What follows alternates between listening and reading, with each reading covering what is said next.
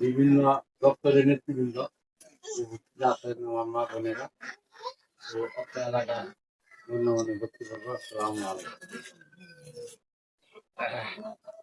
আমি আপনাদের আমরা যে দলটা নিয়ে আজকে আসছি, আমার বাংলাদেশ পার্টি সংসদে এবি পার্টি, এটার জন্ম 2020 সালের 2 মে।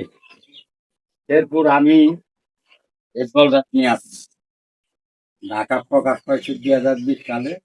আমি ইফতার মাহফিলের মাধ্যমে শেরপুর 21 সালে এটা প্রকাশ করেছি। শেরপুরে উত্তরা করোনা মহামারী, মানুষ বাইরে যাবার না, ওই সময় ক্ষমতা আমলি কথা বলতে যায় না, তারপরেও আমি এই দলটারে উত্তরা স্কুলে প্রকাশ করাই। এরপরে আমরা বিভিন্ন জায়গায় শিল্পকলা একাডেমি, উৎসবে, বিভিন্ন কমিউনিটি সেন্টারে, ইতিমখানা, নিউ মার্কেটে জনসভা করছি। এমনকি গত 9 ফেব্রুয়ারি আমরা শহীদ মিনার, কেন্দ্রীয় শহীদ মিনার আমরা বিশাল একটা মিটিং করছি। অনেক মহিলা গিয়েছেন, আপনারা জানেন। এই পার্টির নেতৃত্ব দিতেছে আমাদের শহীদ কামরুজ্জামানের ছেলে হাসান ইমাম ওয়াফি। এই হাসান ইমাম ওয়াফি শহীদ কামরুজ্জামানের ছেলে আগামী সংসদ নির্বাচন করব, আপনারা ভোট দিবেন।